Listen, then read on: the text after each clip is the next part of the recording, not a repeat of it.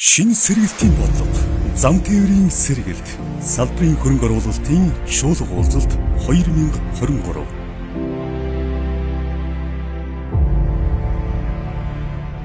Монгол улсын хөгжлийн урт хугацааны бодлого Алсын хараа 2050 засгийн газрын шинэ сэргэлтийн бодлогод тусгагдсан бомбын сэргэлтийн хүрээнд эд бүтцийн бүтээн байгуулалтын томоохон төсөл хөтөлбөрүүдийг хэрэгжүүлэн ажиллаж байна.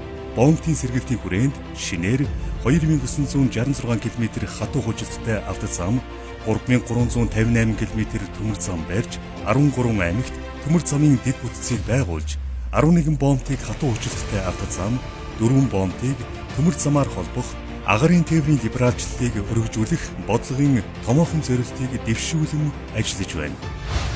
Төмөр замын салбарт үндэсний төмөр замын сүлжээг өргөжүүлэх зорилтын хүрээнд 2022 онд 5 толгой Дашун Сухайд, 5 толгой Зүүн Баян ханги чиглэлийн нийт 897.5 км төмөр замыг барьж тээвэрлэлтийг эхлүүлээд байна. Харин 2023 онд Арц Суур Нарийн Сухайд Шивээ хүрэн чиглэлийн баруун босоо төмөр замын коридорын бүтээн байгуулалтын эхлэл болгож Шивээ хүрэн Сэхэ хил холболтын төмөр замын барилгын ажлыг эхлүүллээ.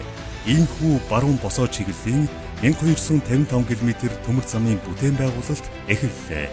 Мөн Орос Монголын хилийн Ирээн цав бомбоос Чойболсон чиглэлийн 238 км төмөр замыг шинжлэн засварлах, Чойболсон Хөөт Бичигт чиглэлийн зүүн босоо чиглэлийн 426 км төмөр замыг шинээр барих томоохон бүтээн байгуулалтыг эхлүүлэхэд бэлэн болоод байна.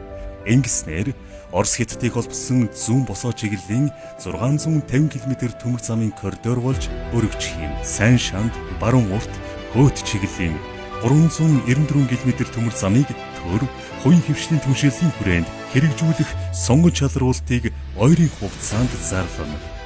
Мөн Монгол-Орос Хятадын эдийн засгийн коридорыг хөгжүүлэх хөтөлбөрийн хүрээнд Сүхбаатар замын үд чиглэлийн төмөр замын хүчин чадлыг нэмэгдүүлэх, 2 дахь төмөр замыг барих, түүний нэг чухал хэсэг болох Улаанбаатар хотыг тойрон гарах Богдхан төмөр зам төслийг хэрэгжүүлэхээр төлөвлөж байна. Шинэ хар хором хотыг бүтээн байгуулах төслийн хүрээнд Улаанбаатар хар хором чиглэлийн 384 км хурдны төмөр замын техник эдийн засгийн үндэслэлийг боловсруулна. Дээрх төслүүдийг хэрэгжүүлж ашиглалтанд оруулснаар төмөр замын төв коридорын нэвтрүүлэх хүчин чадал нэмэгдэж, транзит тээвэр Европ Хятадыг холбосон төмөр замын коридорыг хөгжүүлэхэд томоохон түлхэц болж, Монгол улсын эдийн засгийн хөгжлийг тэлж, бомбын сэргэлтийг хангах онцгой чухал ач холбогдолтой юм.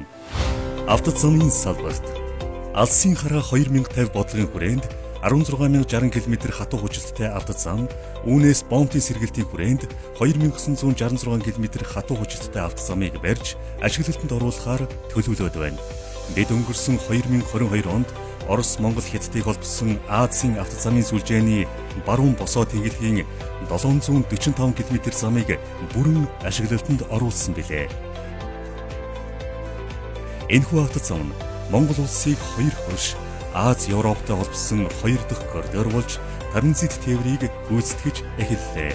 Харин энэ онд манай улсын автозамын гол судас болох Азийн автозамын Улаанбаатар дархан чиглэлийн 204.1 км автозамын их засвар өргөтгөлийг бүрэн дуусгахаар ажиллаж байна. Цаашид дархан Алтан булаг чиглэлийн 113 км, Налайхаас замын үд бомб хүртэлх 640 км автозамыг өргөтгөн шинжлэх, 5 толгой Манлай ханги чиглэлийн 477 км тусгай зориултын автозам, 5 толгойн Ордоос цагаан дэл уул хилийн бомб хүртэлх 270 км тусгай зориултын автозамын төслүүдийг төр хувийн хөвшлийн түншлэлийн хүрээнд тус хэрэгжүүлж дуусгахаар төлөвлөж байна.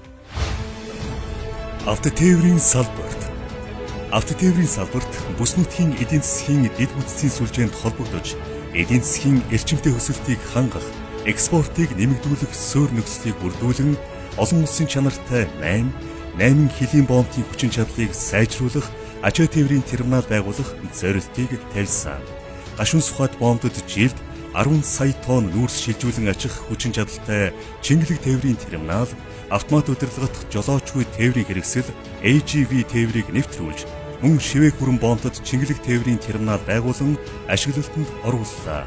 Цаашид бид замын үүд, Сайн шан, Алтан булаг, Ховд, Шой болсон Улаанбаатар хотод хуурай бомб байгуулах, Бичигт, Гашуун сухайд, Ханги бомбуудад шилжүүлэн ачих терминал, автомат удирдлагатай тээврийн хэлбэрийг нэвтрүүлэхийг зорьж байна. Хөчхийн хөндий шинэ хар хором хотыг түшиглэн олон улсын логистикийн төв, Тянжин бомбод тээвэр логистикийн төвийг байгуулна. Аялал жуулчлалын гол чиглэлийн автозам дагуу 200 км тутамд орчин үеийн стандартын шаардлагыг бүрэн хангасан үйлчилгээний цогцлборыг 35 байршил байгуулах ажлыг эхлүүлсэн. Иргэний нисхийн салбарт Монгол Улсын засгийн газраас 2023-аас 2024 оныг Монголд зочлох жил болгон зарласантай холбогдуулан агаарын тээврийн салбарын либералчлалыг үе шаттайгаар хөгжүүлж, олон улсын зорчигч болон ажаа тээврийн зангилаа төвийг бий болгохыг зорьж байна. Энэ хүрээнд орон нутгийн нисэх буудлын хүчин чадлыг сайжруулж, дөрвөн нисэх буудлыг олон улсын статустай болгох арга хэмжээг хэрэгжүүлнэ. Монгол улс 2021 онд 30 гаруй улс руу нислэгтэй байсан бол 2023 онд шинээр 10 улстай агаарын харилцааны хэлтсээрийг байгуулж 105 чиглэлд нислэг үйлдэх боломжийг бий болгосон. Мөн нислэгийн тоо, багт хэмжээг 2-оос 3 дахин нэмэгдүүлснээр хийсний үн буурч, иргэд хүссэн чиглэлдээ ая тухтай, хямд үнээр шуурхай нисэх боломж бүрдлээ. 2023 онд Катар улстай агаарын харилцааны хэлтсээрийг байгуулж, шинээр Кувейт, Америк нэгдсэн улс, Грек, Унгар, Их Британи, Испани, Латви зэрэг 10 улстай агаарын харилцааны хэлтсээр байгуулахаар тохиролцоод, мөн энэ оны 1-р сард Америк нэгдсэн улстай Open Sky агаарын харилцааны хэлтсээрийг үзэглэж 2024 оноос Монгол улс Америк нэгдсэн улс хооронд шууд нислэгтэй болох бүрэн боломж нээгдлээ. Эдгээр хэлтсээрийг байгуулснаар дэлхийн гол агаарын тээврийн зангилаа цэгүүд рүү ямар нэгэн хязгаарлалтгүй шууд болон аяллаа дугаар хуваан ашиглан нислэг үйлдэж, зорчигч, жуулчдад ая тухтай, хямд зарлаар аялах боломжийг бүрдүүллээ. Иргэд жуулчдыг орон нутагт ая тухтай, хямд зарлаар нисэх боломжийг нээж, орон нутгийн 9 чиглэлд 7 хоногт 1-3 удаагийн давтамжтайгаар эх 7 дугаар сараас эхлэн нислэг үйлдэхээр болсон.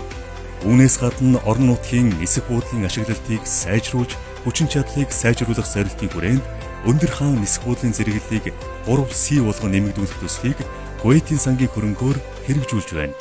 Хөвсгөл аймгийн Мөрөн, Өмнө Говь аймгийн Гурван сайхан, Ховд аймгийн Ховд, Дорнод аймгийн Чой болсон нисэх буудлуудын хүчин чадлыг нэмэгдүүлэх, ашиглалтыг сайжруулах төслүүдийг төр, хувийн хвшлийн түншлэлийн хүрээнд хэрэгжүүлж, олон улсын нисэх буудлын статустай болгоно.